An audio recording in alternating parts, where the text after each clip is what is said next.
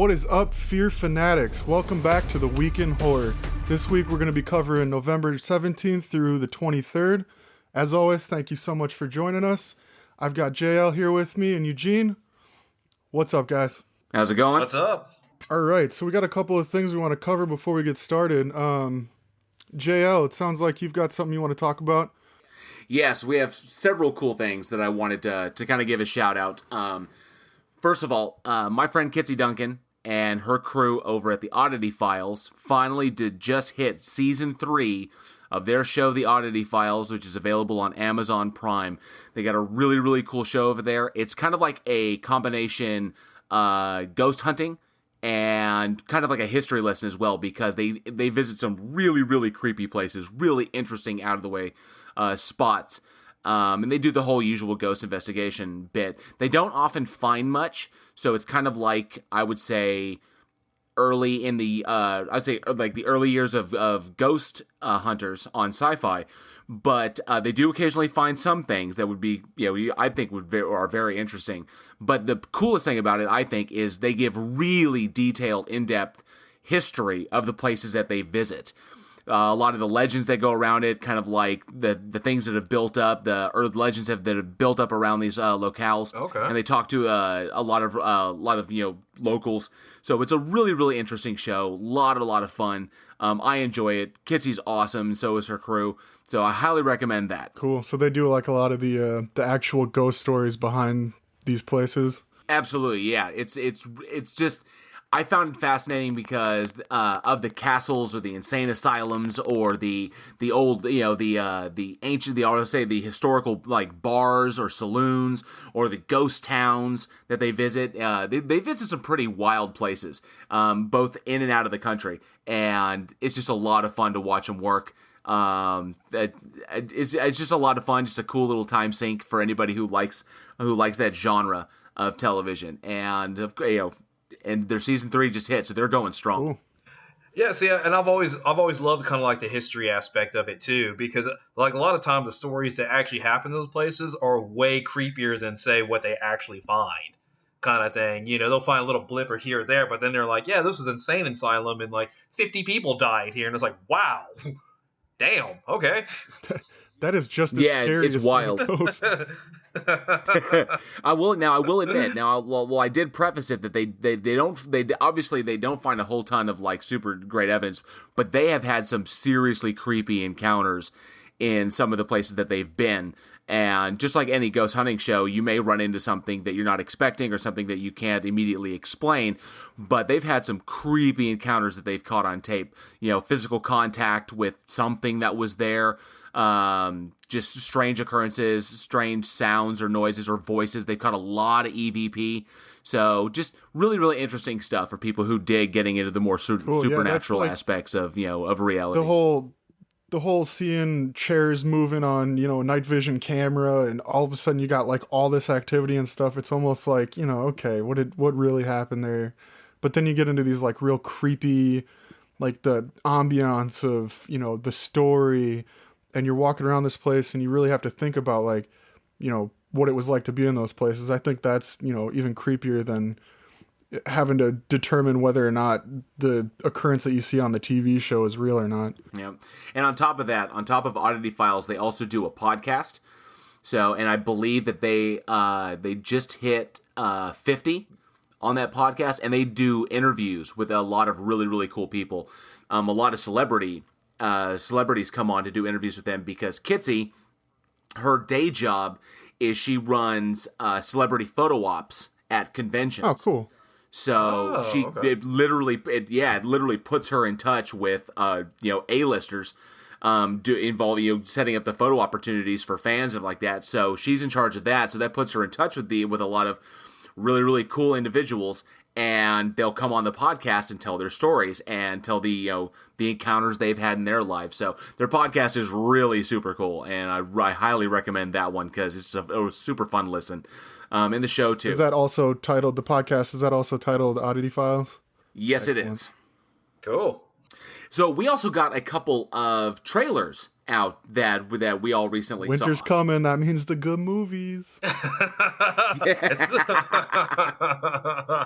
We just passed Halloween, so now we got the cool wintry horror movies coming up. So I think the one that I was super anticipating was, because everyone knows I'm a huge Lovecraft fan, and the minute I heard about it, I was just desperate, and I was following everything on it. I saw the stills when they first came out, but was the trailer for Color Out of Space. Yes, H.P. Lovecraft. And I think I know Nick Cage is in it, and everybody's gonna be 50-50 because it's Nick Cage, blah blah blah blah blah. The guy's just doing everything, but he has had some hits in the slew of films that he's doing. He's had some good solid hits, and like for example, Mandy was a phenomenal film. And I think it's just a matter of landing, the right script, the right director, the right production company. And Mandy was so amazing, and I found out that they were doing an adaptation of Color Out of Space by H.P. Lovecraft, and they had Nick Cage in it. I said that could be interesting, but then I found out that the production company that was behind Mandy is also behind this. So I was like, oh, God, yes, I have to see this. Well, now it's not Panos Cosmatos who is behind Mandy. It's a different director, but I saw the trailer recently hit, and I honestly was blown away. It does. It looks good. It was funny because we were talking about a couple of podcasts ago how no one is really doing H.P. Lovecraft movies, or how people kind of stay away from the cosmic horror, and then all of a sudden it's like 2 weeks later, boom, trailer comes out. Like, here you go. I thought it was sweet, and I think like I said, I've been thinking, I think we're seeing a resurgence. You think people are tackling it now that special effects are getting to where getting to where people want them to be. We have actors willing to take those risks and really step out of their comfort zones and do something like cosmic horror of that nature. Hopefully, we'll see other adaptations, but just it seems like they've changed a little bit out of the actual story, because I'm a big fan of The Color Out of Space. I love the story itself. I've seen I highly recommend it. The H.P. Lovecraft Society actually did a black and white adaptation of The Color Out of Space, where the only color in the movie was actually the color that came from outer space. And it was really good. It was fantastic. And it was absolutely 100% true to the story itself. But there seems to be some minor changes to the story. We may be hearing, because in the original story, the tale was told from basically kind of third person, where it's one person relaying the events that took place to another person. Mm-hmm. Whereas in this one, we actually may be seeing the story from the perspective of the family itself that all of the horrible shit happens to. So with Nick Cage as the father of what's going on. So, from that perspective, so it seems like the story's from a new perspective. We're obviously going to see a lot of really, really crazy shit, and of course, Nick Cage at his best, in my personal opinion. And I think it's going to be, I think it's going to be fantastic. I'm interested to see, because I can't even remember the last movie Nick Cage was in. Nothing recently.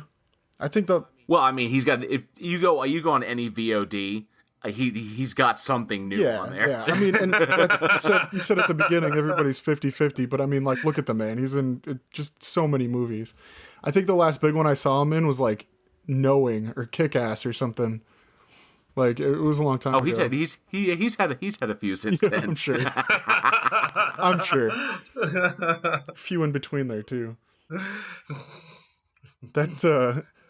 Yeah.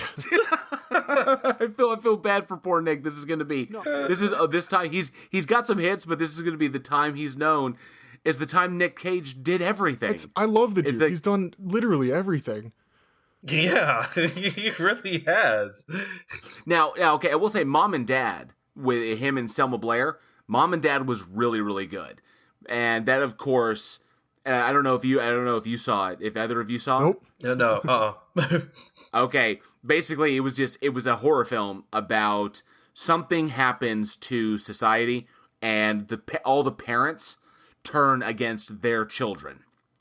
So, and it doesn't explain exactly what happened. There was I think it hints that there's some kind of broadcast that came through, and the television, all the TVs went to static for a brief period of time.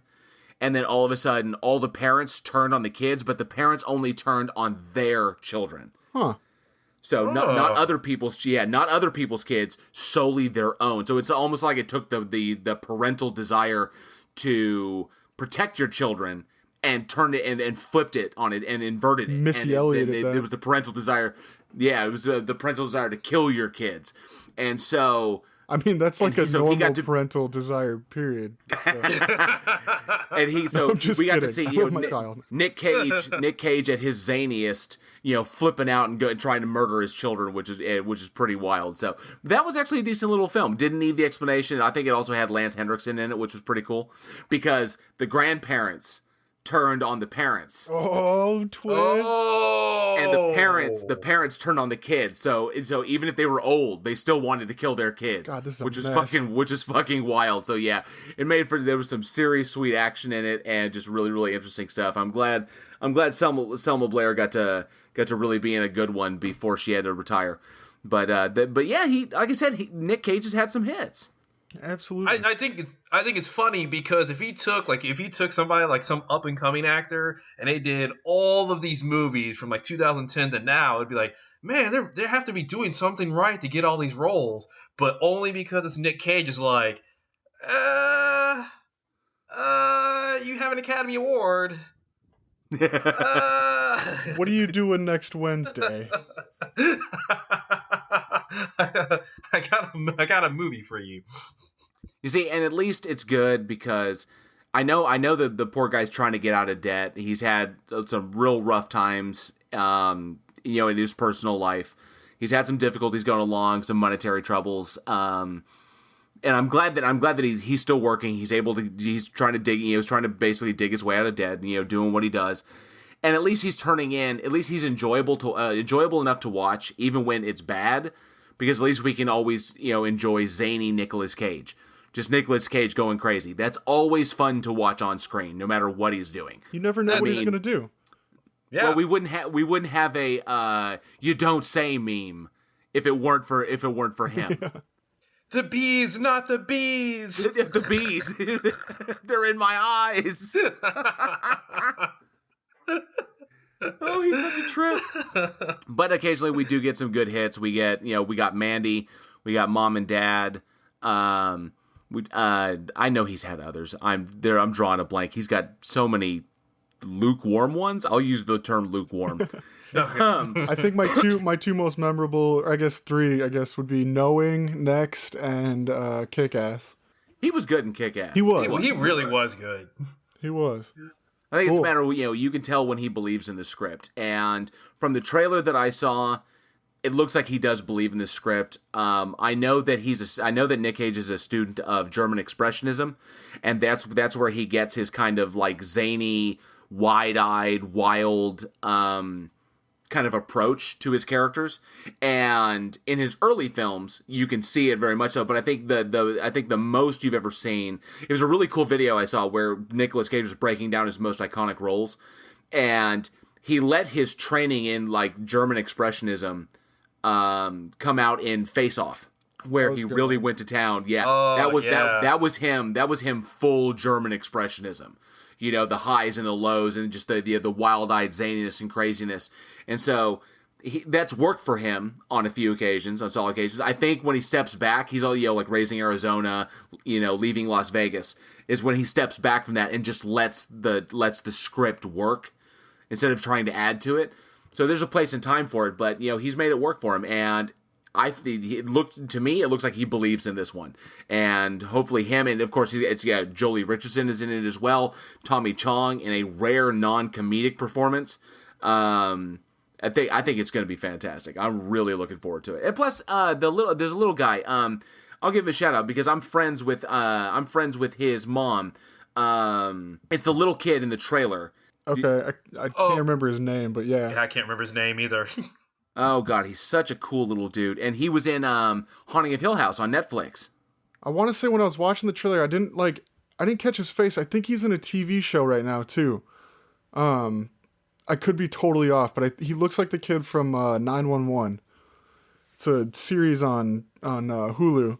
And they follow firefighters, and I think it's the same kid. Oh, you took me that show with Jennifer Love Hewitt? Yeah. I think. Yeah. Okay.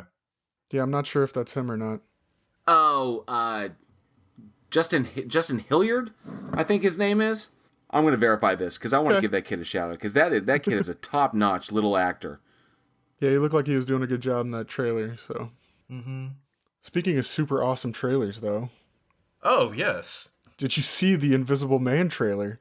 it looks so good. It looks, it looks too good. No, it really does. It looks It really fantastic. does. The fact that they could bring that back and like just from the trailer alone, and I saw the trailer that was in theaters. I'm not sure if it was the same one on YouTube right now or not, but the whole concept of the whole what is her name? The main actress. Oh, so Elizabeth Moss? Yeah. Elizabeth Moss. Yeah, Yeah. just her performance, just seeing it in the trailer alone, just like it shows from the beginning to, when she's like going completely out of her mind. She looks like she just does this fantastic job of just playing this like, I'm not going crazy. This is what's really going on. Nobody believes me character. And I'm like super excited to see that character development through the movie. She's such an incredible actress. Just the way she emotes and the way she can move between emotional. Her emotional range is so phenomenal, and we got her first real taste of that in Mad Men. Yes. But I think and then of course she had a small. It was a role, but it was a smaller role in Us. So because as the neighbor's wife. Yeah, yeah, But yeah. God, she's so fantastic, and I love the fact that she's got this lead part and that she's just gonna fucking rock it because obviously everybody loves her in The Handmaid's Tale. She's fantastic in that. I mean, this is some of the most stellar acting I've ever seen. So I do this one gave me chills when I watched that trailer. It's going to be really cool to see what they do with this, how many years later. Oh yeah. Oh, and I found it. Yes, I apologize. I said Justin Hilliard. Justin Hilliard's actually his dad. I'm talking about Julian Hilliard. Okay. This kid is Oh. flipping amazing. He was 7 years old when he did Haunting of Hill House. Okay. Dang, really? And now he's rocking the screen across from Nicolas Cage. So this kid is going to go far. I'm so proud to watch him grow up, and his parents, I believe Arian and Justin are just absolutely fantastic. So I just want to give props to that kid because he's going to kill it. Oh yeah. Just like he killed it in Haunting of Hill House. He was so fantastic in that. I can't believe he was 7 in that. That's crazy. My daughter's 7. Yeah. That's insane. What was I doing when I was 7? Not movies. Sitting on my ass, probably eating candy somewhere. I have no idea. Being utterly worthless is what I was doing. Most of us were, man. It was all about the Legos back then. God. And so I told you I saw the trailer in theaters. I went and saw Doctor Sleep. Oh yes, the Yeah. sequel to The Shining. The sequel Yes, to how was Shining, that? based on the 2013 book by Stephen King. So, okay, so most everybody's seen The Shining. It's just kind of something that's forced into you. If not, you've seen it on TV. Everybody knows what this movie is, and so like going into it, I'm like, man, they're gonna take because these sequels that come out, when was The Shining? It was in the 80s or. It's like early 80s. Yeah, it was long, long time ago. So seeing that movie, I saw that when I was younger. I watched it again when I was a little older. I understood the movie more, obviously, the second time.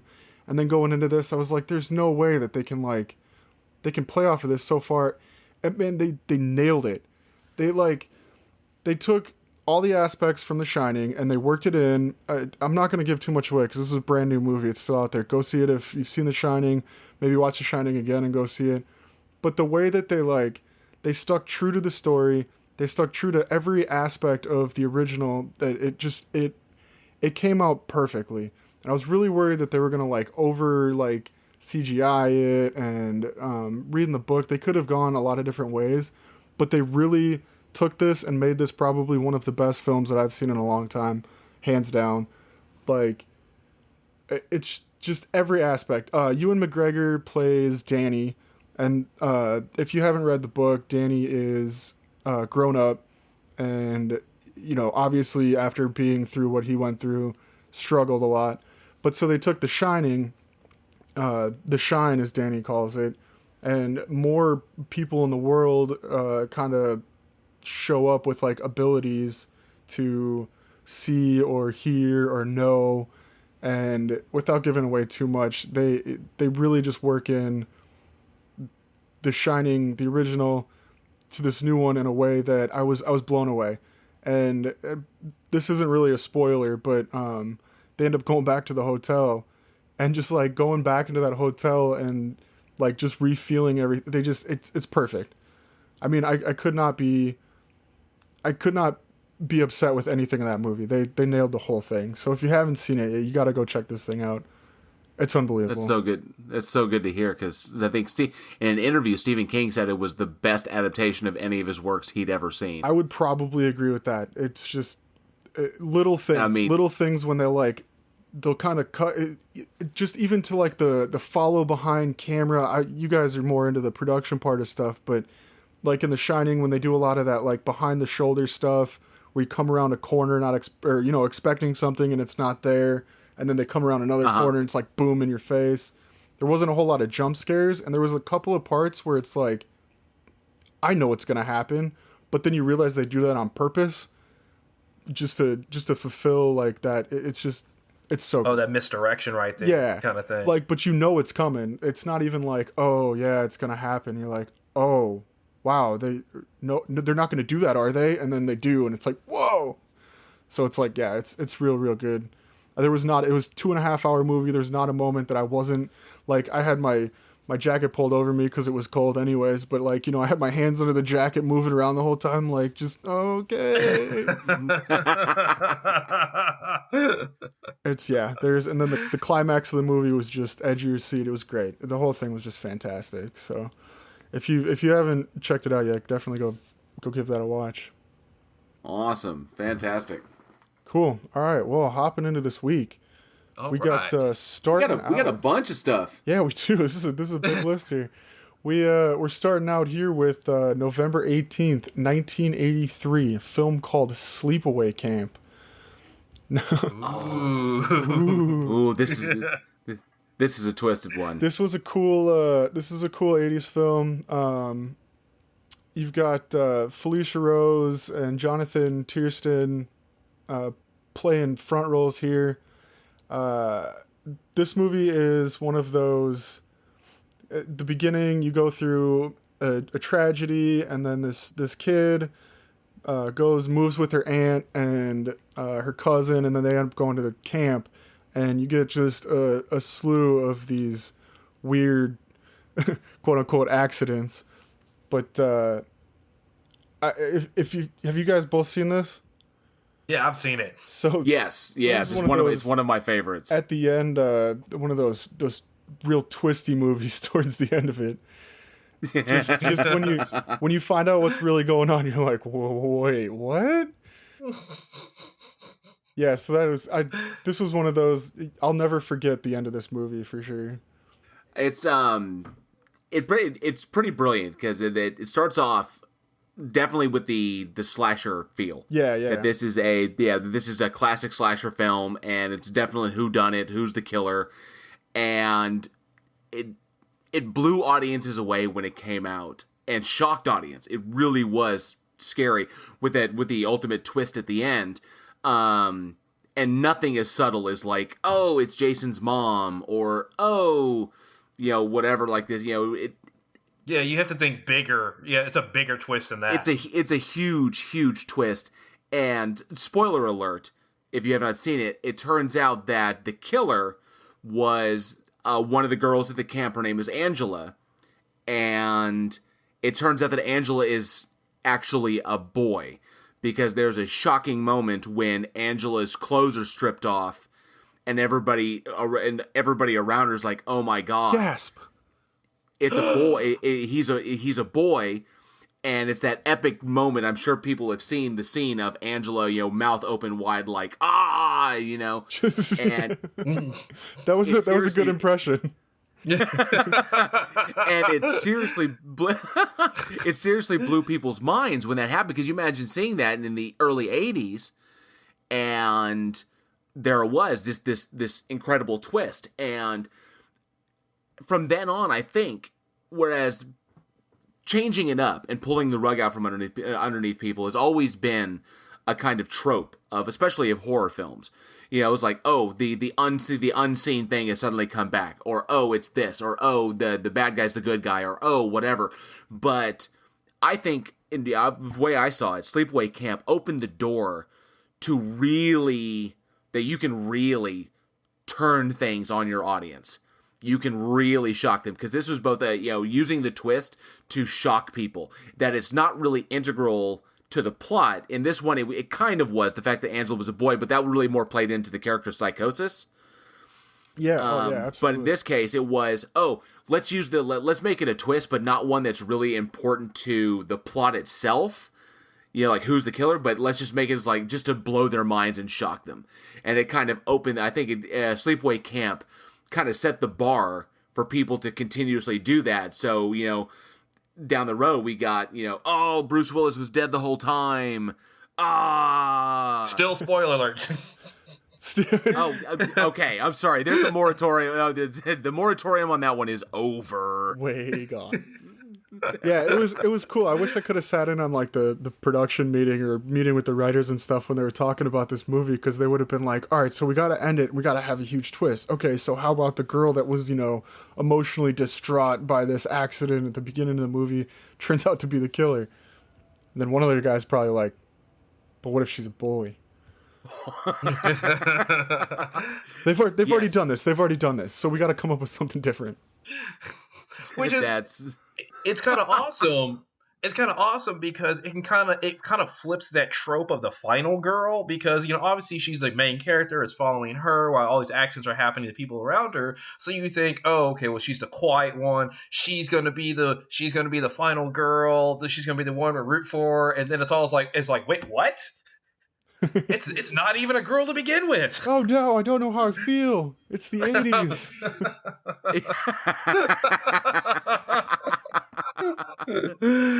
Oh no. This makes me feel so strange inside. My dad would be so mad if he knew I was watching this.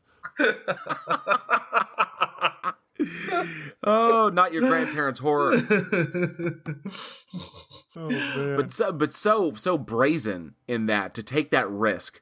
And especially in that time period, but that's what we love about, you know, the horror genre. And it's always, you know, it's the one genre that's consistently always pushing the envelope, you know, to try and find the new thing that's going to hit, and then eventually turn that on its head, whether it goes meta like Cabin in the Woods, or it goes, you know, twist like Scream, you know, or something as, you know, that just shock audiences like Sleepaway Camp did back in 1983. Using that motif. And that's what's beautiful about horror, because horror already has a reputation of pushing the envelope. You can actually talk about certain subjects that are taboo. In other words, maybe comedy or dramas or action and stuff like that can't touch. So you start kind of getting into, you know, other transgender characters in horror kind of thing. And you start talking about, you know, maybe Buffalo Bill from Silence of the Lambs. Oh, yeah. Kind of thing. You know, it puts the lotion on the skin, or it gets the hose again. That was a big one. Wait, was she a great big fat girl? I fucking love him. I love that actor, and it was so weird because he was in Monk. He was in the show Monk for so long, and I was like, every time he came on screen, all I saw was she a great big fat girl? I was like, no, he's a good guy. He's a good guy now. He's a good guy, Tom. Good guy. I'd fuck me. Wrong movie. Fuck me hard. It's like, I can't take you seriously. Oh, I saw you tuck it back. No. No, you touch on a good point there, though, Eugene, with it already being so taboo. And in horror movies, it's like you can throw stuff in there because, you know, you're cutting people's throats, ripping people open. People are getting just mauled and brutalized. And then you can throw something in there that's like, oh. But then, you know, it's like, okay, but then that person just got their head exploded. You know, it's like you can toss those things in there and play off of them, but then you can really focus on them without like focusing on them. You know what I mean? You can kind of pull it away to something else for a minute and kind of shock them that way. And I have to admit, and I dig, and I like, and I like that idea. Is that what we've seen is that in the vast majority of other genres, in romance or comedy or any other genre other than horror, is that from what I've seen, my experience in the movies I've seen, and I like to think I've seen a few, is that one or two, is that transgender roles don't really get the play that they deserve. It's taken a long time as a society for us to get to the point where we can we can openly embrace LGBTQIA and all the other letters, but The plus. yeah, the plus. And it's taken a long time in society to where we can embrace that. And we're coming along slowly. We're not where we need to be, but we're getting there. And I think all the other genres could learn something from horror, and they should, because often all the other genres will wait until horror breaks a boundary, and then by breaking that boundary, especially if it's a hit film, then suddenly it brings it out of the closet. Bad pun, I'm so sorry, but it brings it out of the closet, and it lets other people start addressing it. So we can see changes in the rest of the industry by the envelope that horror is pushing. And if it wasn't for horror, then I don't think we would have much representation of gay characters, of transgender characters. We definitely wouldn't have, super strong leading females being so consistent in films without, the presence of the final girl. Where we realize that women can be strong. Women can be. I mean, we wouldn't have Sigourney Weaver in Alien. We wouldn't have Ripley. We wouldn't have Sarah Connor in Terminator 2. All these powerful women that come along. Now, yes, there were female leads, in the 70s and the 60s and so on like this, but they were generally one-dimensional characters that didn't do much, or were actually they were almost tied to the hip of the male lead. And so and you bring up a really good point where women roles back then, it was always based off of how does it relate to the male kind of thing. Yeah. Hollywood is always there's actually a term for it. It's called the male gaze, and it's always how will men watch this movie, and that's how they actually write and put together a lot of movies. That's why you'll have women are cast off their looks, and then men are cast off, who they see fit for the role and stuff like that. And it's nice that it's actually changing, that you're actually getting these strong, powerful women who can act, who are getting better representation today. And it's definitely a refreshing step. The only thing I can think of when you're talking about this is She's the Man with Amanda Bynes.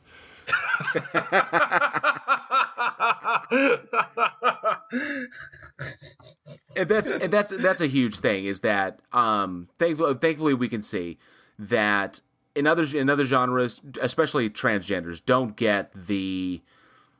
they just don't get the depth that they deserve. Is that transgenderism is generally taken as the character itself is defined by the fact that they are transgender.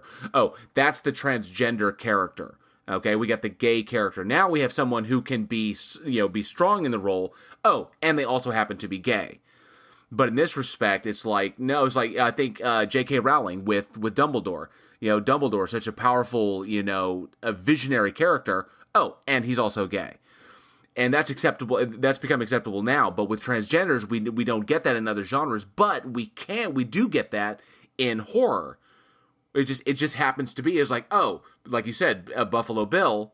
Oh yeah, he's a mad serial killer who's like skinning women like this, and he also is transgender. Yeah, he likes to put on women's clothes. Go for it, man. Yeah. That's what you like to do. Then just don't keep people captive in a well, and take their skin. Would we say clothes? Were they clothes? But we can rely on horror to really push that envelope, and hopefully, as more ground is tread, we'll see more representation and stronger representation, and hopefully eventually see characters that are defined by the situation, by who that person is, by the choices that they make. Oh, and they also happen to be transgender. It's a big deal because I think coming into like this time where, like you said, there's this acceptance, which I think is ridiculous, honestly, that it's taken this long to. We're out of the 40s, the 30s. Like it's ridiculous that it's taken this long for people to kind of come around for it. But they can really take a role in these big Hollywood films now and portray their lifestyles the way that they want to be portrayed. And I think, with this up and coming generation that is a lot more accepting than the boomers, it's really a good opportunity. Now's the time to really think about how you want to be represented and show yourselves. I mean, go for it. If you're out there thinking about, acting, but you're afraid of what people are going to think about it, just go for it. You never know. And the thing is, you have all these new upcoming filmmakers. It's easier to make a movie now than it has ever been, with onset of technology, and the amount of information that's just out there with tutorials and YouTube and stuff like that. You have films that are basically being released every day. Oh God, yeah. Like look up, Sundance Film Festival films. Like that's a great place to get that kind of stuff out there. I mean, hell, we recently had, who was it who directed the very first film shot entirely on an iPhone? Oh yeah, it just happened. Yeah, it was that movie Unsane. Yeah, I think is what it's called. Yeah, it shot entirely with an iPhone. That sounds I think right. It was with the iPhone. I think it was with the iPhone 8. Yeah. They advertised it too. Shot all on an iPhone. Yep. Yeah, absolutely. So, in terms of with the transgender community getting your voice heard, it is easier now than it has ever been. So definitely go out there and get represented and make movies. Absolutely. All right, so onto that ending there, that super shocking ending, being back in the 80s, all that coming forward. My question for the audience here is, what do you think was the most shocking horror moment, whether it be like a twist or a climax in a movie or just in general? What do you think was the most shocking horror moment of any movie you ever watched? Billy and Stu were the killers together. Oh my God. God, just keep bringing up Scream, killers. Man. Oh, well. Okay, so I'm sorry, real quick. I was just watching Criminal Minds, and it was like one of the earlier episodes. It was either season 1 or 2. Penelope is like, calls up Morgan and is like, is this the address to where, or it was something. Reed, I think she called Reed and was like, is this the address to the house? And he's like, yeah. And she's like, the call's coming from inside the house. And he started dying. Oh my God. Oh no. Dun, dun, dun. I've heard that before.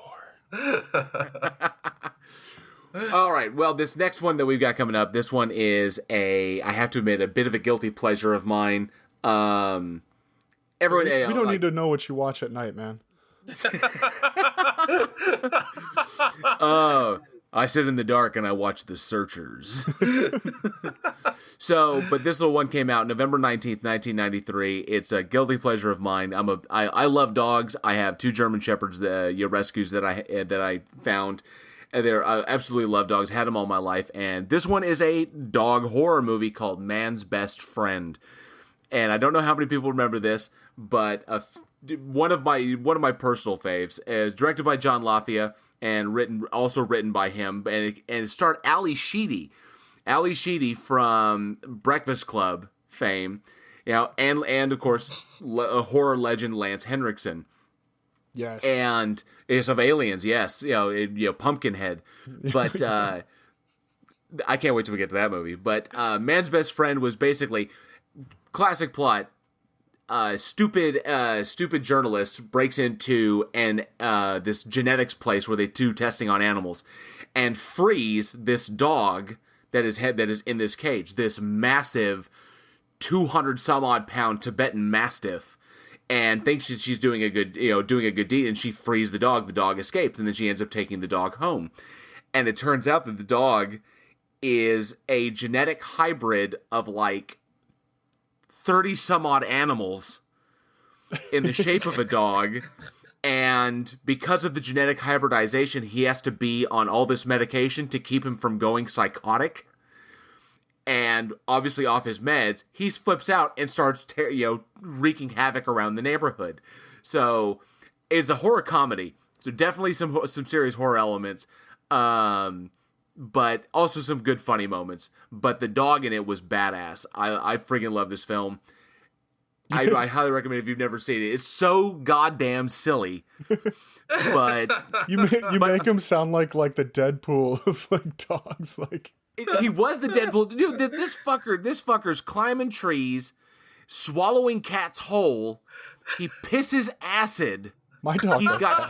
He's got camouflage. He's got not just camouflage. He's got fucking active camo. Okay, it's like active camo. He's as strong as a bear, as fast as a cheetah. Okay, the fucking thing is like unstoppable. And and in these moments when he's a good dog, when he's feeling okay, he's the silliest, goofiest mutt.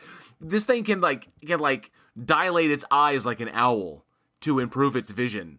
Okay, it has like heightened smell. It can like smell poisons and toxins and shit, and it's like human intelligent. It's like super fucking smart. So it's both awesome and goofy as shit. It's a perfect little B horror film. I highly recommend anybody watch it. And dogs are awesome.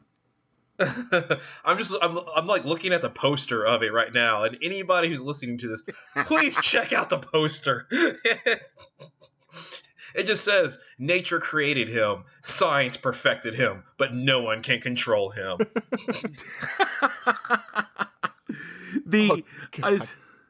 I swear to God, I think that movie had so many freaking taglines on it. And that's I think one of the best things was that the movie I was actually played in. There's actually a clip of it that played in the movie Friday. And John Witherspoon, rest in peace, John, recently passed, but he's watching the movie Friday, and it's just a little quick scene. It's the scene where Max is going to kill the mailman, because the mailman maces him maces him in the face, and the mace has no effect on the dog. The dog's like, what the fuck ever. And so the dog goes after him and is chasing the mailman, and John Witherspoon sitting in a chair going like, "That's your ass, Mr. Postman." Oh, the shit was so fucking funny. And I think what was it? It was like the additional taglines were like companion, protector, killer. Like Killer. He'll bite the hand that feeds him, and then he'll eat the rest. It was so it's like he makes Cujo look like Benji. Sit, stay, fuck off. But he's the dog is super cool. The Tibetan Mastiff is an enormous animal. In real life, yes, those things are huge.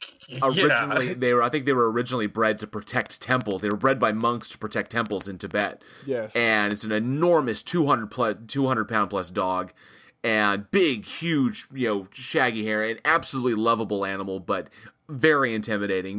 Does make Cujo look like a bitch. Plus all the cool stuff that they have him doing that. But, dogs, man, such a unique place in horror for dogs. Yeah, it's interesting because there's this little short window in films in the late 80s and early 90s where suddenly dogs became super big, because you have it was like Beethoven came out, and Cujo already came out at this point, and you had the Sandlot, and that's they fight a dog in that one too, and so it's like this window, and it's like you had these dogs, but dogs have always been kind of an interesting thing in horror because. Oh, come on, man, Turner and Hooch. Hooch. I was gonna say Homeward Bound, but yeah, Homeward Bound. But the thing with dogs is, because if you think about it, dogs have a lot of advantages over people. They run faster than us. They're more aggressive than we are. I remember playing Resident Evil and having to fight the dogs there. They were scary. I didn't care about the zombies. It was the dogs that scared me in the video games, kind of thing. And I have an experience where I actually got a chance to put on one of those red suits, and they have like the guard dogs. Yeah, I put the red suit on, when I was in the military, and they're like, okay, we got the dog, and we're going to show what the dog does during an attack. And so I started running, and I'm like, okay, I'm running, looking back, I'm about 30 yards away. And they're like, no, keep running. Okay, I'm about like 60 yards. No, keep running. I'm about the length of like a football field away. And he goes, okay, I'm going to release the dog. And I shit you not, it took like less than 3 seconds to get to me. It That's was like, so really, insane. boom, got me. I mean, it was so fast. And they're That just fucker was on. obeying That fucker. orders. That Yeah. fucker was on you like flies on shit. Yeah. Yeah. He was like, keep your hands inside the suit or it might bite your hands. Or you won't have any. And that's a military dog. Man, I Yeah. just saw a video on the internet too of these cops taking this dude down, and so like this guy is just being an idiot and sitting in the car, and the cop runs up and busts the window out on the car, and he's like, after their whole altercation, he's like, I will send a dog after you, and the dude's like, whatever, man, and then this dude just literally picks up this German Shepherd and sets him inside of the car. It was, he had enough. This cop was so mad. He's like, yeah, whatever. Puts him in the car. This guy's like, owie, owie, just crying like a little bitch. And then, I mean, they pull the dude out with the dog still attached to the guy's ankle. He's chewing away at it. And then the cop is like, good boy. And he just kind of stops and wags his tail and goes off. It's like, man. I think a lot that plays into it is why they're so effective in horror. Because you know films like Cujo, Oh, Cujo. films like Man's Best Friend. Oh, absolutely. And then, oh, I Cujo. think, Sorry, Cujo always gets me, man. That was one of the Yeah. first like real horror movies I saw with a dog in it. It was like, yeah, I'm never going near one of those dogs. And I think one of my favorite ones that there was a collection of short films called The ABCs of Death, Yeah. and that had a I dog made it one to in like that. C. I never even saw D. It was but D was Dogfight. I'm sure. And it was. but it was a ring where humans were fighting dogs. Oh damn! Oh. Yeah, And they lost Whoa. every time because that is mean. it was brutal. It was a really cool little short film. Actually, it turns out there was humans fighting dogs. This guy gets in the ring with this dog, and the dog is just looking ragged, just totally ratchet. And so they start fighting him like that. But it turns out that the guy got into the ring looking for his dog that had been stolen, and the dog he was fighting was his dog. And right as the dog is like got his jaws on his throat, he says the dog's name. The dog like remembers. Is like, oh, it's you. And then the two of them turn on the guy who's running the dog fighting ring, and they rip him apart. It's fucking fantastic. That's so, amazing. but I think it plays into it just because you think dogs, and what is it? The earliest known it's a symbiotic relationship, and the earliest evidence of that I think is like 13,000 years ago, is dogs and humans living in tandem, and we're so familiar with them, and it's so ingrained in our genetic memory. The symbiotic relationship between us and dogs, you know, going all the way back to when they were wolves, they protected the camp, and then we fed them scraps from what we hunted and killed.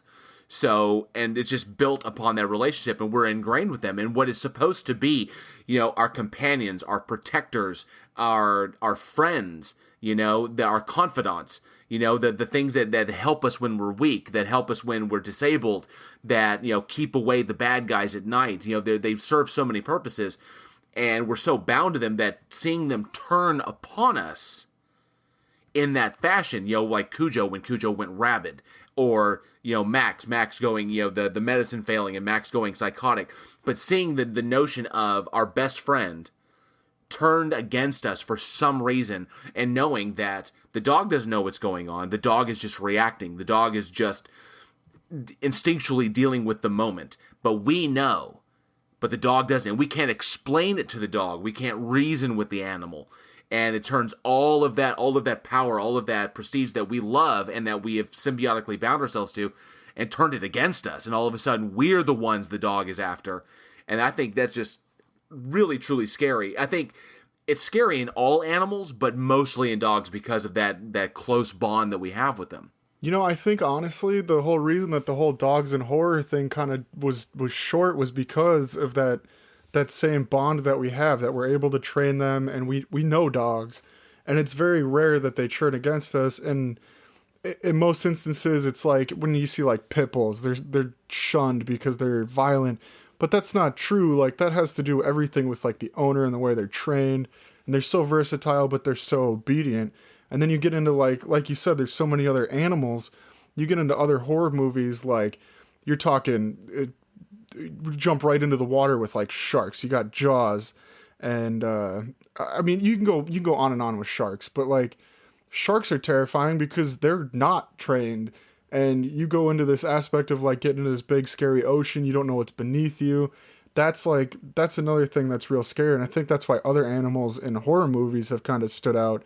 I've seen a couple of movies with, like, monkeys. That's another big one. They're just so unpredictable, and they're so violent. And those, gorillas and orangutans, they could rip us in half. You know. Yeah. And it's interesting that you bring up, like, say, shark and, like the movie Jaws, and it's because once you get in the water, the shark has every natural advantage. It's an apex predator.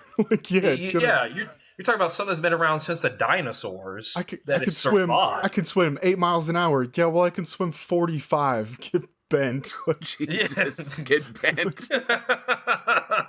And fucking whale could swallow you. Well, some whales could just swallow you. Like, great white shark, you'd be gone. You bring up sharks. Now, I'm not a fan of the ocean myself, and not because of Jaws, just because I've never been I can swim, but I'm not a strong swimmer. And whenever I get in the water, especially in the ocean, I'm like, I really don't belong here. Just start panicking. But I feel that. My dad, and the fact that I'm an Eagle Scout, I spend a lot of time in the outdoors, so I have a tremendous amount of respect for nature and like that. But I'm into bears. Oh, I was just bears. At a zoo, man. I saw a grizzly bear. I've seen them multiple times. They never ever fail to amaze me. The size of those, bears. What would you do? Dude, what would you do if you went face to face in the woods with a bear? Not even in a horror movie, just like, walking through the fucking woods. And I was fixing to say though, the Revenant, that bear attacks. Oh, that's just brutal. That was if a rough. bear attacks you, you curl up and die. No, fuck that, because that thing will eat you. You run up to that thing, kick it as hard as you can on the fucking balls, and just pray that you hurt it. Like, I have seen a video of a Kodiak grizzly decapitating a moose with one hit. Holy shit, moose are huge. Okay, with one strike, dude. The friggin' bears, no joke. And not to mention, you got mountain lions. Okay, those cats are those are scary as shit. And wolves. When I was at the zoo, I saw those wolves too, man. Those things are just unbelievable. I have a Great Pyrenees. He's huge. And he's still only like maybe half the size of a wolf. Mm-hmm. Hundreds and hundreds of pounds. Yeah, it's that, like, if a wolf was standing next to you and just suddenly decided, you know what, I'm going to attack you, and there's nothing you can do about that. Screwed. God, I keep seeing those scenes from The Grey, and though not a horror, but more of a thriller, but it's just a brilliant little film. But those scenes when the guys are running and you see the wolves coming. And when they're in like the open field, and they're gonna clear that distance in a heartbeat. There's no getting away.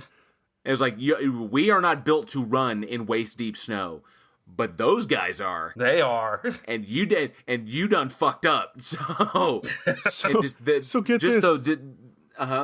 You've seen wolves in real life, right? Gray wolves. Yes. Yeah. Okay, so every dog that you've ever seen has like been a descendant of gray wolves, just breeding this and that. So then every time I see wolves, I'm like, how the fuck did we get chihuahuas from this? How did that happen? This vicious creature could rip my throat out and I'd be dead in half a second. But then, like, my parents' chihuahua bites me in the heel and I'm like, what the fuck are you? It's like all the wolf aggression with none of the size. So I think it boils down to humans out of their element.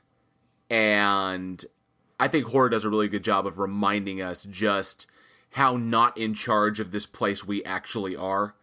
It reminds us that our technology only goes so far. and that we get a false sense of security walking around this planet like we fucking own the place. But you take the normal person, you put them in a situation where they got to rely on themselves, man v nature, so like this, and you're in for a world of hurt if you don't know what you're doing. So, and I like that about horror, bringing, kind of like really dropping you in, because it's not extreme, it's not supernatural, it's not ghosts, it's not serial killers, it's not, something so rare that when it happens, like, no, this is literally, you go 500 miles north, and you could be in this situation. So, and I think that is always one of my favorite things. So that's Oh, and before I lose it, I will mention that, as far as dogs go, there's a movie with Adrian Brody and John Malkovich called Bullethead, which I think is still on Netflix right now. And while it has some horror elements to it, but if you dig dogs, this movie blew my mind. Just incredible. So I'd strongly recommend that. But that's a question for our audience. Let us know. Are you scared of dogs? Do dogs frighten you? I know some people who are really terrified of dogs, no matter the size. Little dogs, big dogs. I know my dogs can be pretty intimidating, but both my dogs are, 100-pound German Shepherds. So, but are you scared of dogs, or are there any other animals you're scared of? Are you like me and you don't go in the ocean because you know that there's a fucking shark like 5 feet away? No matter where you are, there's a shark. Okay? Or do you not like nature? Bears, wolves, anything like that. What animals scare you? Let us know in the comments. Bobcats. Yeah. I did have a scary moment. So I used to be a delivery driver for FedEx, and I used to deliver out in the country, right? And it was at night, so about 9 o'clock at night, and I pull up to this fence, and like I already knew they had some like aggressive like dogs and stuff, so I kind of like stayed out. And for whatever reason, the gate was open, but I didn't know. So I pull up and I have to get out. It's like a little U-Haul truck. I have to get out and I get to go in the back. And I open the gate and I get in the back. I start pulling out their package, and I heard a little like rustle in the distance. And I was like, fuck no. And just this little rustle. And all of a sudden I start hearing like this growling. I'm like, I'm being hunted right now. This wasn't like a little chihuahua running out. This is a dog that's legit like hunting and trying to sneak up to attack me, kind of thing. And just before it was about to attack me, another car drove by and it caught the dog's attention. So that was terrifying. Want to put that out there, But anyway, so what we got next, right, actually came out. Part 1 of it came out November 18th. And part 2 of it came out November 20th, 1999, with the infamous Tim Curry and the It mini-series on TV on ABC. Oh, I love this. I love this mini-series. It was great. Second half, not so much, but that first half. That first part actually gave me fucking nightmares. It scared the shit out of me when I was a kid. Like, truly, truly terrifying of it. For any of our listeners, they can hear that our minds just went there, and we're like encountering that fucking clown for the first time is like that. Oh, that shit really fucking haunted me. Even after seeing, it, and then that, it was just this miniseries was great, and it's awesome, and this speaks to Tim Curry's performance. This movie, it's on ABC. It's not gory. It's not, it's not this bunch of blood splatter and all these super fast jump scares or anything like that like you see in like a lot of horror movies today. This is just like all we can show is Tim Curry's teeth as he like looks into the camera, and it worked. That guy is just something else, man. I mean, it was perfect casting. And so, those of you who haven't seen it, it takes place in 2 timelines. You have the town of Derry in 1960 and in 1990, and you have the Losers Club, which has, starring, Richard Thomas, John Ritter, Annette O'Toole, Harry Anderson, Dennis Christopher, Tim Reed, and Richard Mazier, who, all of them are awesome. Rest in peace, John Ritter. and you have them as adults, and they're reminiscing about how they fought Pennywise the clown back in when they're kids for part one. And they have to fight off these bullies. They go and they have all these encounters, and they finally defeat him with the inhaler, and then he comes back in part two, kind of thing, and they have to face him again as adults, kind of thing. But this was definitely one of the miniseries that stood out to me as a kid. I watched it. I mean, go ahead. It was just scary. All right, so you get Tim Curry in anything, and he's just gonna rock it. And like, this dude goes back just into like the '60s. He was doing TV shows all the way up until recently when he did like the Rocky Horror Picture Show. What was it? Let's do Time Warp Again. It was like a TV movie. He was in Star Wars. He voiced over in like some Rugrats, a couple of TV like kid TV shows. He was on Criminal Mind episodes. This guy that was a fantastic. He was in a two-parter, where he played that methed out serial killer. The Longest Night. Yeah. Mm-hmm. Oh my god, the Billy Flynn guy, dude, and he was just incredible. He's phenomenal. He was in like Scooby Doo episodes. Just pretty much like any major like film series he's popped up in. He's done voiceovers in SpongeBob. Don't forget. He was a big fat guy in Monk. I remember that. Yeah. He was like this big, morbidly obese kind of criminal mastermind guy. But dude, man, Legend. Yes. Yeah. Darkness. Yeah. And fucking he was the voice of Hexus in Fern Gully. Yes. Yeah.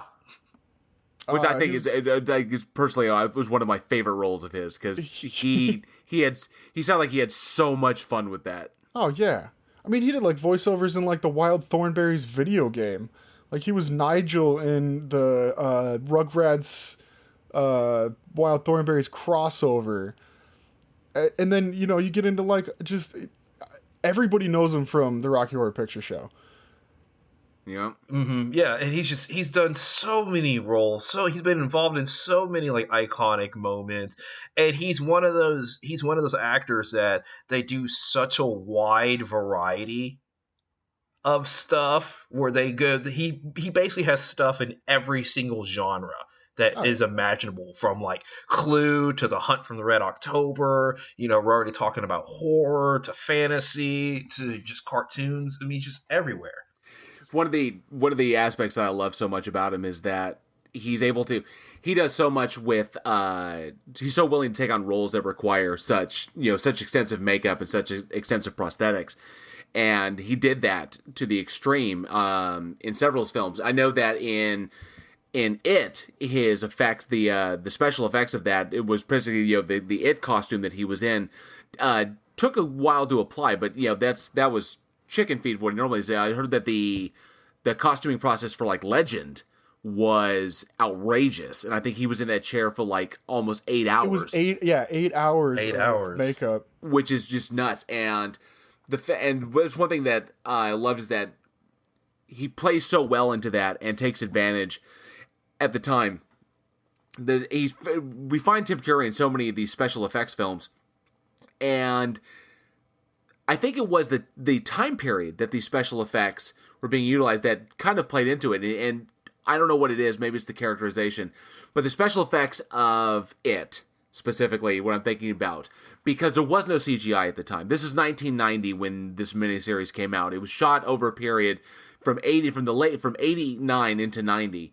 And so we get this November of 1990. No CGI whatsoever. And one of the coolest things that I think played to advantage was, I believe that the technique is called replacement animation, and you don't see it much, but there were moments when the Losers Club is down in the sewers and they're combating Pennywise the first time, and Beverly hits Pennywise in the head with the slingshot, and then he freaks out and he does that jump after his face is all melted off from the inhaler, and he does that jump down into the sewer. That was a replacement animation scene, which was really effective. Or the moment when Eddie is in the showers and he comes up out of the drain. Yeah. Okay, I think a lot of people remember that moment. And when he opens up the drain and comes out and does the whole like, and it's just like sitting there like, hey, how's it going?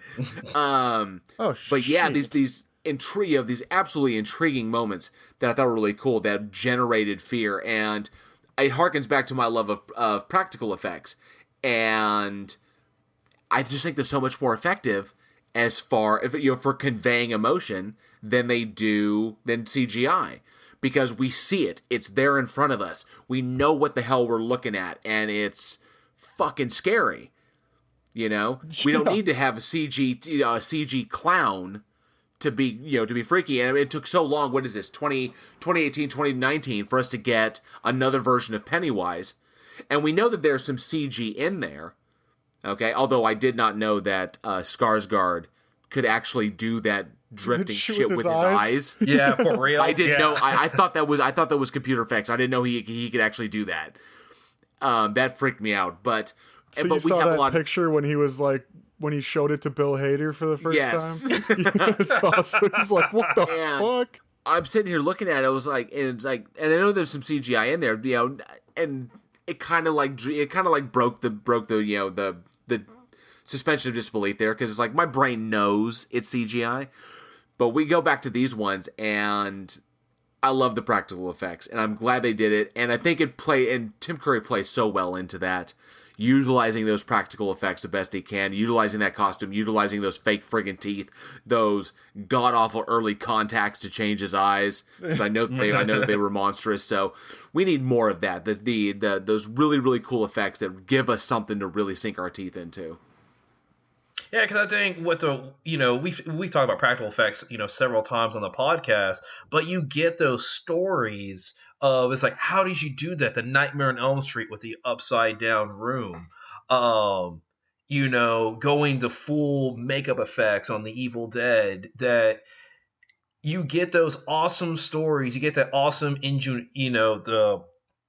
putting it together kind of thing, and really having to think outside the box to make it work. And I like that.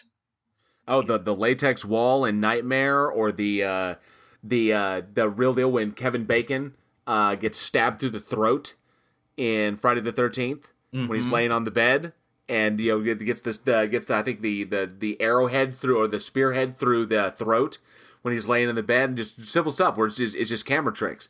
That's obviously it's a fake neck and stuff like this. I don't think I'm spoiling anything, but just really cool, visceral stuff, that I think takes a vast amount of, like Tom Savini level talent to make work. It really does. And the actual practical effects of gore, to me, have always stood out way more than CG. You could have CG intestines falling out of somebody, and it's kind of like like I think on one of the newer Texas Chainsaw Massacres, where it's like the guys that get like grind it up and stuff, and it just look really bad CG blood. It's like, but you give me something from like the 70s of the girl you put on the meat hook. Like, that was way more brutal. Even though it had less blood, to me that was way more brutal than the CG stuff. That brings to mind like The Fly. Like those practical effects in The Fly. Oh yeah. When he's like shedding his skin and stuff, and it's just Cronenberg. Yeah, Cronenberg. Yeah. Oh, dude, when Gina Davis when he's grabbing Gina Davis to drag her into the telepod, and she puts her hand on his face, and his whole fucking face just comes off, takes his jaw, and her hand is like, what the shit? Oh. Yeah, that's they use a lot. They use a lot of, like, if you've seen the new It movie, I haven't seen It 2 yet, but the first one, like you said, those practical effects in the miniseries, there was points in that where it's like it did something inside of you. When you saw those effects, you're like, whoa. And then, like, in the newer one, I mean, they did a great job. It was a fantastic job. But, like, there's, like, a lot of CGI, and it's a lot of, like, dream state type. You can tell it's fake. It's supposed to be. So, like, there's, like, a big difference between those two types of effects. And I've always felt like people have been trying to find the balance between the two, because like in the real early 2000s, it was like we perfected green screen, so we're going to green screen everything, like, Phantom Menace. And then that didn't age well, that didn't work out well. But Bring up that movie. still not the worst in the series, but yeah. But and then it's like, okay, well, now we want to go all back to practical, but it's like, but practical can limit us in some way, and people have been trying to perfect that mix of practical and CG, and I still don't feel like we're quite there yet. Yeah, not until it's like a virtual experience. It won't ever. Yeah. Mix. It won't. So what I'd like to ask the audience listening here is, which one do you actually prefer? Do you actually prefer the ABC miniseries that came out in 1990, or did you like the new It movie that hit theaters that came out in like 2017 and 2019 that came out? Which one do you actually prefer? Which one do you think does the book its most justice? So let us know in the comment section below. Cool. All right, we're going to go into the way, way back machine here and head back to November 21st, 1931, to a very classic film called Frankenstein. This movie's way, way back with Colin Clive, May Clark, John Bowles, and of course Boris Karloff playing the monster in that movie. Oh, man. God, yeah. Just... This is a great one. I mean, this film obviously does not need much introduction. It's the classic story of a doctor who wanted to bring the dead back to life, and he makes this monster, and this monster has to try to figure out how to live again as a monster. Such a fantastic film. I've always been a huge fan of the Universal monsters, and Frankenstein, I think, has one of the best legacies. As the Frankenstein's monster, going all the way back to Mary Shelley's book, The Modern Prometheus. And the film itself, the actual Universal film, was based on the theatrical play that came out that was based upon the book itself. So it had a nice transition through all medium of entertainment, coming up until till we got the first Frankenstein film, and he has had the monster has had a fantastic legacy since then. Well, I would say it had a decent legacy, and it's kind of tapered off, and there's been some dismal points, but we've had some good ones. I mean, Bride of Frankenstein was also fantastic, and the continuing Universal series was good. He kind of dropped off a while there. I did love him showing up in the Monster Squad, which is one of my favorite 80s, goofy kids movie, or in the vein of Goonies and stuff like this, but it was all Universal monsters, and the Frankenstein in that was really good. A really strong, Karloff inspiration there. But then they brought up the monster in, I think, Van Helsing. Yep. And that was kind of silly. I think it was meant to be silly. And then I think the most recent, who am I to forget? Young Frankenstein, one of the best. A comedy, yes. Mel Brooks, Peter, genius. Peter Boyle as the monster. He was fantastic. Just brilliant stuff. The Gene Hackman scene is my absolute favorite. I was gonna make espresso, but then this abysmal, showing I, Frankenstein that just came out with Aaron Eckhart. Yeah. I don't know how that fucking movie got made. God damn. So Hollywood has not been kind to the monster. I hope things get better. I really do, because there's a big, strong legacy to build upon here, and Universal hasn't announced any plans to bring back a Frankenstein film. And I don't think things look good for their dark universe, because The Mummy was a failure. The Wolfman didn't pan out.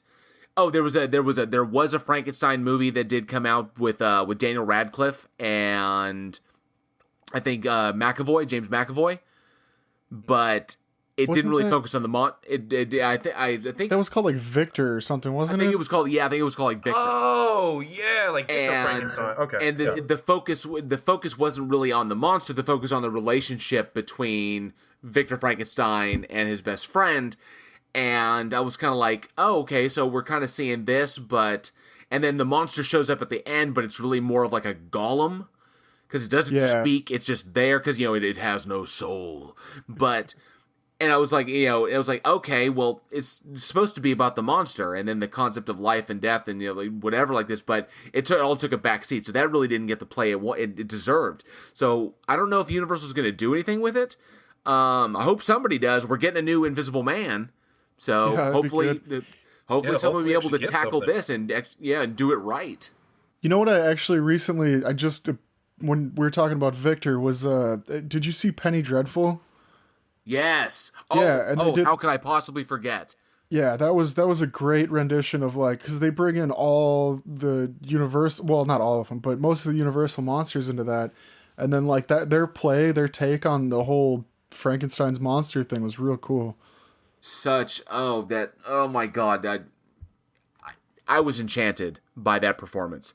I really was. That was if you haven't seen Penny Dreadful, go ahead and just binge the shit out of that because it is fantastic. And Josh Hartnett is in that. The whole thing was just fantastic. Yeah, Josh Hartnett was fantastic. He killed it in that freaking role. I could not believe how well he did in that role. Oh, fucking Timothy Dalton. Oh god, yeah, and Frankenstein's monster was Rory Kinnear, and he's a classically trained theater actor, and he brought all of that panache to that role, and was just, I think, one of the highlights of that entire series. So many fans, but they brought up Frankenstein. They had Dorian Gray. They had the Wolfman. They had Dracula. They had all kinds of cool stuff and like this. But yeah, Rory Kinnear fucking sold that heart and soul.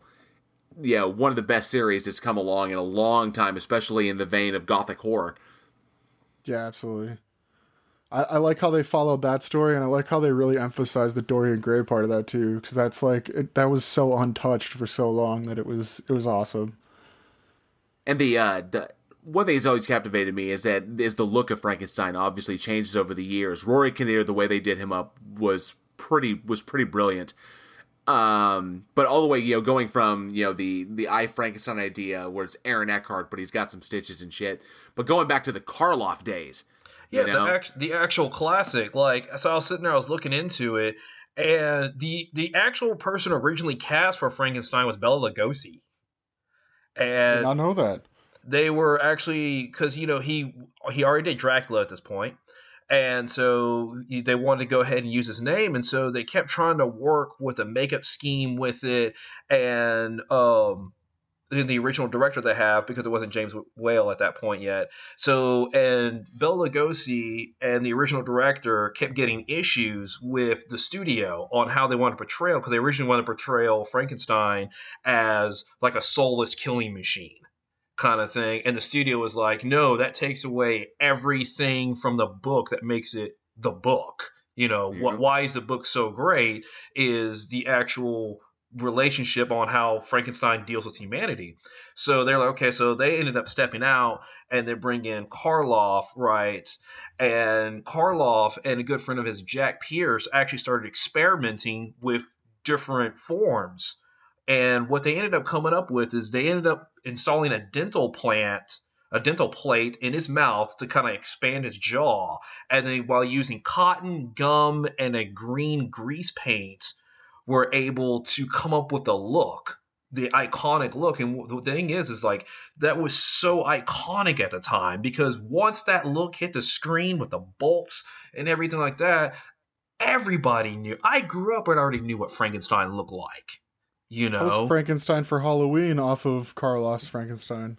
Exactly. I mean, this was something, they ended up, so like the studio got rid of the original director, and then James Whale comes in and is like, no, I want to go back to the humanity part of it. And he revised the script. He got with Carlisle, got with Jack Pierce. They worked on putting it together. I mean, that's how I got the Frankenstein today kind of thing. Yeah. Iconic.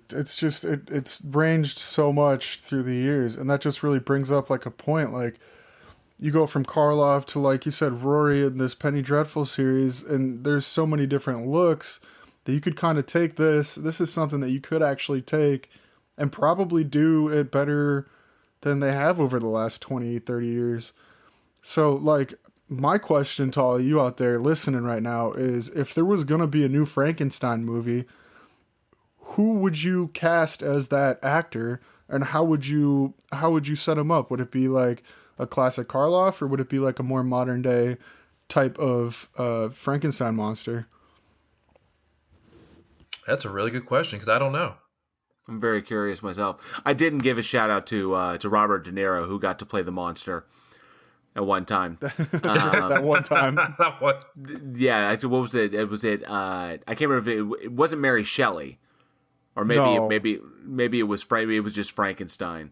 But I remember that Robert De Niro got to play the monster once as well, and that makeup job was actually pretty intense, because they made a big point of making sure that each of the body sections, each of the parts that put him together, came from a different body, Right. and they did a really good job on that. So I guess I wonder who would play him next. That'll be a good thing to find out.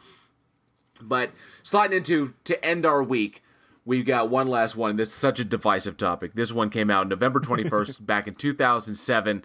Oh my God, this movie itself. We're talking about The Mist, the Frank Darabont adaptation of the Stephen King novella, and directed by Frank Darabont, and the cast has Thomas Jane, Laurie Holden, and a slew of other, classic King staples have been in his other films. Darabont has his kind of like stable of people that he likes to cast.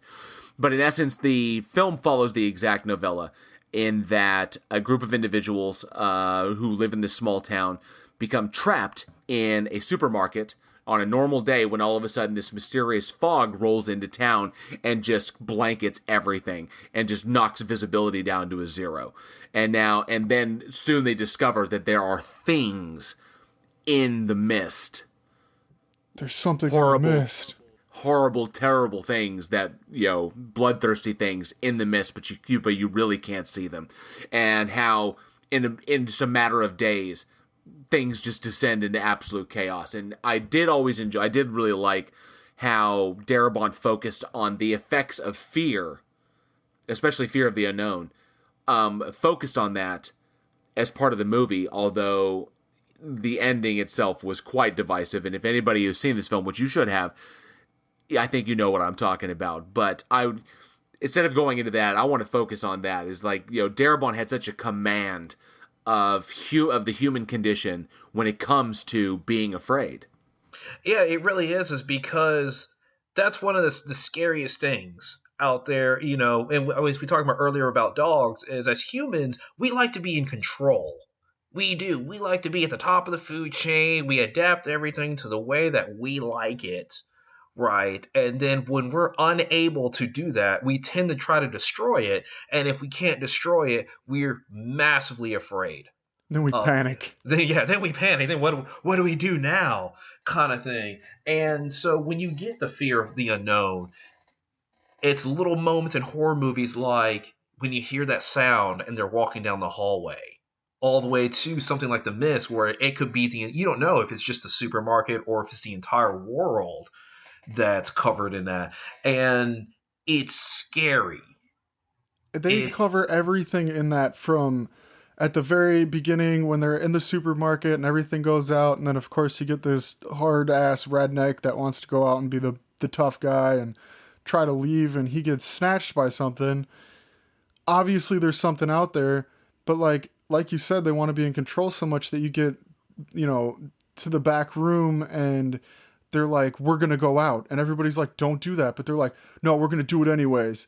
But it's just because they're so scared to admit that they are fucked, that they are going to take every action that they can to try to be these hard asses. And then in this movie, it's great because you slowly lose the people that are losing their mind. You can tell who's strong and who's weak. And then there's the whole, you've got, there's a religious aspect in the whole thing. There's a character who's real religious, and she causes problems, and that freaks everybody out. So she's got her little clique of the people that are going to follow her. And then you've got the main character that's the rational one, and so you got some people that are following them. And then you get these people that are stuck in the supermarket, and they're now against each other as well as against what's going on outside, and it's just pure chaos. And this movie, like, it reading the book, it was like you could feel all that, and then watching the movie, they made it. It was a perfect adaptation, and even Stephen King was like, "This is one of the happiest moments of my life because this adaptation was so perfect to the book that it was just mind blowing. Like it was almost the dialogue was even it was almost word for word, and the book scared the crap out of me. There was a quote. Great. I think it summed it up. There was a quote in there is like when the character Amanda is everybody's freaking about how tribalism is kicking in and people are dividing into camps and like that, and Amanda's like but we're a civilized society and shit like that. And I think the character David Drayton, played by Thomas Jane, has the line where it's like, sure, as long as the machines are working and you can dial 911, but if you take those things away, throw people in the dark, scare the shit out of them, no more rules, you see how primitive we can actually get. Yeah. Exactly. When you take away, we like to consider ourselves so civilized and we're so advanced, especially like people in the past. You look at the Dark Ages and go, oh well, those people are stupid. They were blah blah blah blah. We're so much better than now.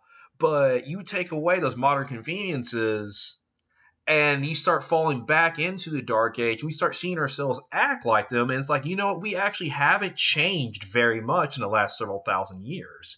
No, then you start throwing cans of beans. Yeah. God, and this was like the third film that Darabont did with King too. He worked on the Shawshank Redemption and the Green Mile as well. And so, like, this being the third one and knowing how King worked and what he liked and what he didn't like, I think this really pulled together is probably one of the best adaptations of a Stephen King book, with now my new favorite, Dr. Sleep. But this one was really good. And I went and saw this one by myself. I had read the book and I saw it came out. I went and saw it by myself just so I wouldn't have any outside, negativity, because sometimes people just don't understand. And then, even to the very end, like, it held up that same fear I felt when I was reading the book. Like, you don't know what's going to happen. Now you've stripped every civilized situation, everything that you could do in, like, a normal, I've got a cell phone world, into this, like, now you have to survive. And it's against something that you don't know about. And that's terrifying. Yeah. Yeah. But and then having gone over that and Darabont's fantastic relationship with King and like that, but he did do one thing different, and that's what we're going to ask the audience. What did you think on the ending? Because it literally, I watched that movie, and when that ending scene took place, never before, other than The Ninth Gate, has a film made me want to just shoot myself in the head. Not to make light. Foreshadowing. Not to make light of suicide, I swear to God, but that ending absolutely gutted me. I was like, oh my God, and I lost all hope myself. I felt like Thomas Jane. At a card, the military guys are walking by going, what the fuck's his problem? So yeah. Oh. It actually could be. So you let us know. Let us know in the comments. What did you think of the ending of The Mist? Did you like it? Did it play well? Did you like the change from the book? Did you fucking hate it? Did you couldn't stand it? Is this the first strike for the Darabont King relationship? So let us know your thoughts. And Eugene, to close this out, we've got a couple of birthdays. Yes, we do. So the very first birthday we have is Bill Oberst Jr., right? Born November 21st, 1965. And this is somebody, his filmography is just epic. I mean, you go on IMDb and you're scrolling, continuing on. It's impressive. One of those amazing character actors who is, he's in everything, but you probably don't recognize him, or you do recognize him, you just don't know his name. You hear his voice and know. Yeah, absolutely. So I mean, and he, on top of that, he has like 15 movies in post production now, something like that. Like, just working his ass off, kind of thing. But he's in from, like, he was Tommy Commando in 3 from Hell. He was in Welcome to Hell. He was in like Zoo Wars, Night of the Babysitter, Ditch Day Massacre. Oh, he's a big cult horror fan, but he's done some big stuff too. I think he was in Pirates of the Caribbean on Stranger Tides. Yes, he was. He was actually in my girlfriend's friend directed a movie called Circus of the Dead, and he's actually in it. He plays Papa Corn on top of it. Oh, no shit. He was in there with Paris Randall. Yeah. That's awesome.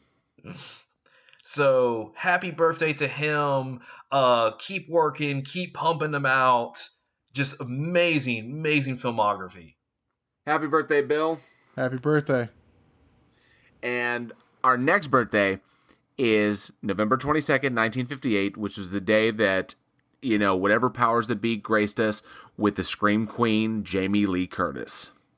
Whoop, whoop. Ooh, yeah. So happy birthday, Jamie Lee Curtis, the original Scream Queen, the original Final Girl. What couldn't we say about one of the most dazzling and talented actresses of her generation? A crush of mine for the longest time.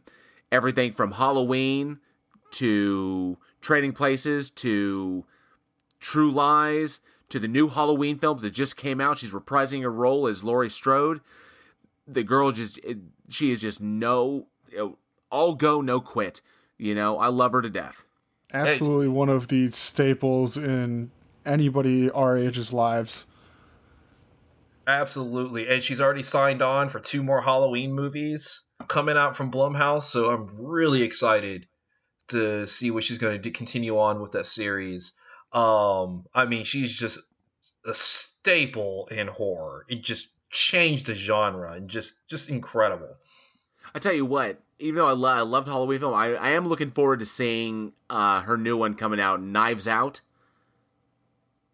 Haven't even heard of it. Yeah, that's the one with like Daniel Craig and Chris Evans. Daniel Craig, Chris Evans, a ton of actors. It's a huge ensemble cast, but it's a murder mystery whodunit film. And so I'm really looking forward to seeing her in that. That was gonna be really, really fun. But to the goddess Jamie Lee Curtis, happy birthday, sweetheart. We love you. Happy birthday, Jamie. Happy birthday. Awesome. All right, guys. That's going to close out another week in horror.